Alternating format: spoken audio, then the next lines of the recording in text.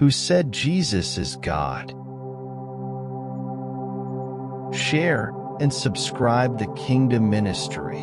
இந்த உலகத்தை ஆளுகின்ற மந்திரியோ அல்லது முதலமைச்சரையோ பிரைம் மினிஸ்டரையோ தேர்ந்தெடுக்கும் போது கட்சியில் இருக்கிறவர்கள் எத்தனை புகழ்ச்சியாக அவர்களுடைய கட்சிகளை பற்றி பிரச்சாரம் செய்கிறார்கள். கேம்பெயின் அதை பற்றி விளம்பரம் செய்து அவர்கள் செய்த நல்ல காரியங்களை எல்லாம் சொல்லி மக்களிடம் ஓட்டு கேட்கிறார்கள்.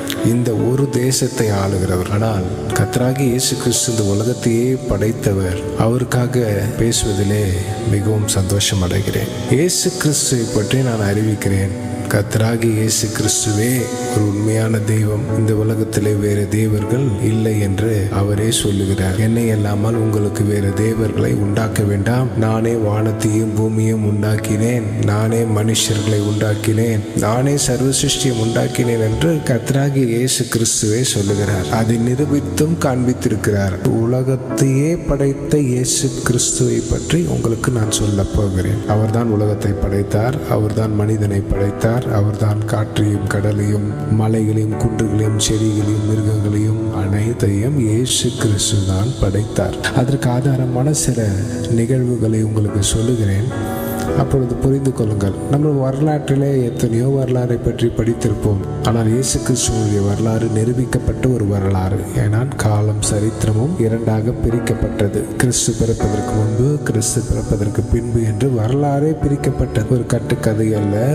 ஒரு ஜோடிக்கப்பட்ட ஒரு கற்பனை கதையோ ஒரு மூவியோ டெலிவிஷன் சீரியலோ அல்ல. இவர் தான் அந்த உலகத்தை படைத்தார் என்பது என்ன ஆதாரம்? இயேசு கிறிஸ்து தான் மனிதனை படைத்தார். இயேசு கிறிஸ்து தான் இந்த உலகத்தை உண்டாக்கினார். இயேசு கிறிஸ்து தான் இந்த மரம், செடி, கொடிகளை, மிருகங்களை உண்டாக்கினார் என்று என்ன ஆதாரம் என்று இயேசு கிறிஸ்து இந்த உலகத்திலே மனிதனாய் கன்னியின் வயிற்றிலே பிறந்து வளர்ந்து அவர் நிரூபித்து காண்பித்திருக்கிறார்.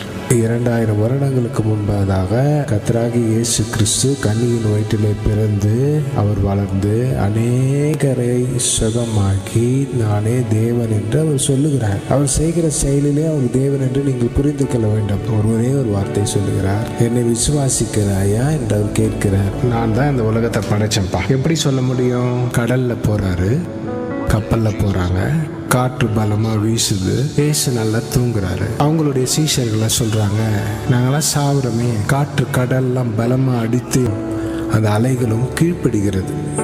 அப்போ யாரு இந்த கடலையும் காற்றையும் கண்டுபிடிச்சிருப்பா? அது யார் உருவாக்கியிருப்பா? உருவாக்கினவருடைய சத்தத்திற்கு தானே இயற்கை கேட்க முடியும். படைத்தவருடைய சத்தம் கேட்கப்பட்டது. என்றைக்கு ஒரு நாள் தண்ணீரெல்லாம் ஒரு இடத்துல போய் சேர் என்று அவர் கட்டளையிட்டாரோ அதை போல அந்த வார்த்தை மீண்டும் கேட்கிறதே என்று சொல்லி காற்றும் கடலும் மிகுந்த சைலண்ட் ஆகி அதுக்கப்புறம் போட்டை யாருமே ஓட்டலையாம். அந்த போட்டை அவங்க போகிற இடத்துக்கே தானாக போயிடுச்சான். எவ்வளோ ஒரு மகத்துவம், எவ்வளோ ஒரு வல்லமை. இப்போ 800 கோடி மக்கள் இந்த உலகத்தில் இருக்கிறார்களே, யாரனா போய் காற்றையும் கடலையும் அதட்ட முடியுமா? எத்தனை மந்திரவாதிகள், எத்தனை சூனியக்காரர்கள், எத்தனையோ ஒரு பவர்ஃபுல்லான ஒரு மெஜிஷியன்ஸ்லாம் இருக்காங்க. காற்றையும் கடலையும் போய் அதட்ட முடியுமா? முடியாது. ஏன்னா அதை படைத்தவருக்கு தான் அந்த இயற்கைக்கு தெரிகிறது.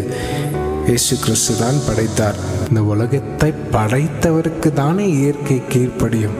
அப்போ நிரூபிக்கப்பட்டதா இயேசு கிறிஸ்து தான் இந்த உலகத்தை படைத்தார் என்பது. காற்று, கடல், சமுத்திரம், அலைகள் எல்லாம் அவருக்கு கீழ்ப்படியுது. தண்ணி மேலே நடந்து போகிறாருங்க. ஒரு நாள் யாருன்னா நடக்க முடியுமா? தண்ணி மேலே போகிற இடத்துக்கே தானாக போயிடுச்சான். எவ்வளோ ஒரு மகத்துவம், எவ்வளோ ஒரு வல்லமை. இவரை வணங்குவதிலே, இவரை பற்றி பேசுவதிலே நான் மிகவும் பெருமை கொள்கிறேன். அது மாத்திரம் இல்லைங்க, அத்தி மரத்தை பார்த்து சபிக்கிறார். அந்த நேரத்தில் அத்தி மரத்தில் பழமே இல்லை.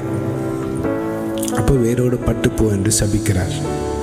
இவங்க போயிட்டு வர்றதுக்குள்ள அத்தி மரம் வேரோடு பட்டு போயிடுச்சு, காஞ்சி போயிடுச்சு. அப்போ மரத்துக்கு இவர் யார் என்பதை தெரிகிறது. ஒரு நாள் சீஷர்கள் மீனெல்லாம் பிடிக்க போகும்போது ஒரு மீன் கூட மாட்டலைங்க. அப்போ அவர் சொல்கிறாரு, இந்த பக்கம் வலைய போடு அப்படின்றார். அவ்வளோதாங்க, வலை ஃபுல்லாக மீன். ஏதோ 154 மீனோ என்ன பிடிச்சாங்களாம். பெரிய பெரிய மீனாக வலையை கிழிஞ்சிடுமா, அவ்வளோ மீன் பிடிச்சாங்களாம். நைட்டெல்லாம் தண்டு வலிச்சேன். ஆண்டவரே, என்ன ஆண்டவரே, சரி நீங்கள் சொல்கிறீங்க, நான் செய்கிறேன். அப்போ மீனெல்லாம் போய் வலைய உள்ள போயிடுது. எவ்வளோ பெரிய அற்புதமான இயேசு கிறிஸ்து பாருங்களேன். இப்போ மனிதனை படைத்தார் என்பது என்ன ஆதாரம் என்றால், பிறவி கூறுடாங்க. கண்ணே கர்த்தர் மனுஷனை பூமியில் மண் எடுத்து தான் செஞ்சார். அவருடைய சுவாசத்தை ஊதினாரு, மனுஷன் ஜீவ ஆத்மானா. அதே ஃபார்முலா தாங்க யூஸ் பண்ணியிருக்காரு. நல்லா மண்ணை எடுத்து குழைச்சி கண்ணில் தடவி போப்பா அந்த குளத்தில் போய் கழுவு. ஸ்திரீ தன் ஆஸ்தியெல்லாம் விற்று வைத்தியத்துக்கு செலவு பண்ணிட்டான். பணமே இல்லை. அவள் வஸ்திரத்தை, இயேசுனுடைய வஸ்திரத்தை தொட்டு சுகமானார். மரண வீட்டுக்கு போகிறாரு. அந்த மரணமான பெண்ணை எழுப்புறாரு. குஷ்டரோகத்தை இப்போ வரைக்கும் யாராலையும் சுகமாக்க முடியாதுங்க. அவர் போய் தொடுறாருங்க, சுகமாயிடுது. செத்து போனால் 4 நாள் ஆச்சுங்க. அவருடைய நண்பர் லாசரு போய் கல்லறையில் போயிட்டு, லாசரு வெளியே வாப்பா அப்படின்றாரு. போனால் ஏஞ்சி வெளியே வந்துடுதுங்க. அந்த பிணத்திற்கும் இயேசு கிறிஸ்து தேவன் என்ற சத்தம் கேட்கப்படுகிறது. பிணத்திற்கு கூட தெரியுதுங்க இயேசு கிறிஸ்து தான் தெய்வம் என்று. வியாதிக்கு தெரிகிறது இயேசு தான் தெய்வம் என்று. பிசாசு பிடித்து கல்லறையில் எல்லாரையும் ஒரு வழி பண்ணிட்டு இருந்தவனை அப்பால் இப்போ பிசாசு என்று சொல்லுகிறார். பிசாசு இயேசுக்கு கீழ்ப்படுது. ராவெல்லாம் மீன் பிடிச்சி மீன் கிடைக்கல. இந்த பக்கம் வலையை போடுங்கன்றாரு. வலை ஃபுல்லாக மீன். அப்போ மீனும் கீழ்ப்படிதா. அத்தி மரத்தை பார்த்து சபிக்கிறார். அத்தி மரம் உடனே பட்டு போகிறது. அப்போ மரத்துக்கு கடவுள் யார் என்பது தெரிகிறது, மீனுக்கு யார் என்பது தெரிகிறது. மனிதனுக்குள் இருக்கிற வியாதிகள் தேவனுடைய வார்த்தைக்கு, கடவுளுடைய வார்த்தைக்கு கீழ்ப்படுகிறது. உங்களுடைய பாஷையில் சொல்லப்போனால் சாமி சொன்ன உடனே கீழ்ப்படுது. சாமி, கடவுள் சொல்கிற தெய்வம் சாமி, கர்த்தர். நாங்கள் கர்த்தர், ஆண்டவர் என்று சொல்கிறோம். அவர் தான் படைத்தார் என்று நிரூபிக்கப்படுகிறதை பற்றி நான் உங்களுக்கு சொல்லுகிறேன். இப்போது ஒரு கார் மெக்கானிக் கிட்ட போயிட்டு, ஜாக்வார் கார், அந்த மெக்கானிக் ஷெட்டில் போய் நீங்கள் விட்டிங்கன்னா தான் அதனுடைய தன்மையும் அதனுடைய டெக்னாலஜியை பற்றி அவனுக்கு தெரியும். அம்பாஸ்டர் கார்கிட்ட போய் ரிப்பேர் பண்ணுறவங்ககிட்ட போய் போனால் கூட அது தெரியாது. பைக் மெக்கானிக் கிட்ட போனீங்கன்னா தெரியாது. எல்லாருக்கும் தெரிகிறது இயேசுதான் தெய்வம் என்று. ஆனால் அந்த காலத்தில் வாழ்ந்த வேதபாரகருக்கும் பரிசேயருக்கும் அவர் சொல்கிறாரு, நான் தேவனுடைய குமாரன், நான் தேவனிடத்திலிருந்து வந்தவன், கன்னியின் வயிற்றில் பிறந்தார். கன்னியின் வயிற்றில் யாரா பிறக்க முடியுமா? இந்த உலகத்தில் யாருக்கனா அந்த மாதிரி ஒரு அதிசயம் நடக்க முடியுமா? முடியாது. அவ்வளோ கன்னியின் வயிற்றில் பிறக்கிறார். அது எப்படி பிறக்கிறாருன்னு எல்லாம் கேட்பாங்க. அதுக்கு தெளிவாக தேவதூதன் சொல்கிறாரு, பரிசுத்தாவியானவர் உன்மேல் நேரிடும், அப்பொழுது உன்னிடத்தில் பிறக்கும் குழந்தை பரிசுத்தம் உள்ளது. இதோ உலகத்துக்கும் அனைத்துக்கும் மிகுந்த சந்தோஷம். இதோ முன்பாக அநேகர் பாவம் செய்தவன என்ன அதுக்கு பரிகாரம்னா, போய் ஒரு ஆடு மாடு இல்லை புறா எதனா பலி செலுத்தணும். இதுதான் அந்த காலத்தினுடைய ஃபார்முலா.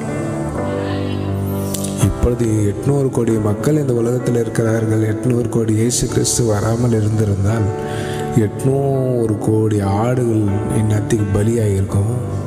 800 கோடி மாடுகள் புறாக்கள் எது கிடைக்குதோ பலியாகிருக்கும்.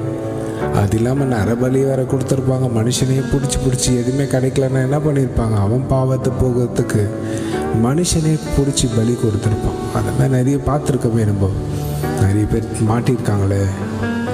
அதனால் கர்த்தராகிய இயேசு கிறிஸ்து பரலோகத்திலிருந்து தன்னையே மனுஷனுடைய பாவத்திற்காக அவரையே பலி கொடுக்கிறார். அதான் பலி ஆடு. அவர் தான் பலி.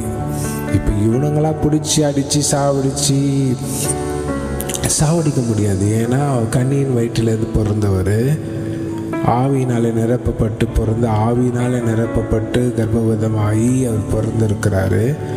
அவரை எப்படி சாவடிக்க முடியும்? அதனால தான் சிலுவையில் இருக்கும்போது பிதாவே என் ஆவி உம்மிடத்திலே ஒப்பு கொடுக்கிறேன் அப்படின்னு சொல்கிறார். இவரே தான் உயிரை கொடுக்குறார்.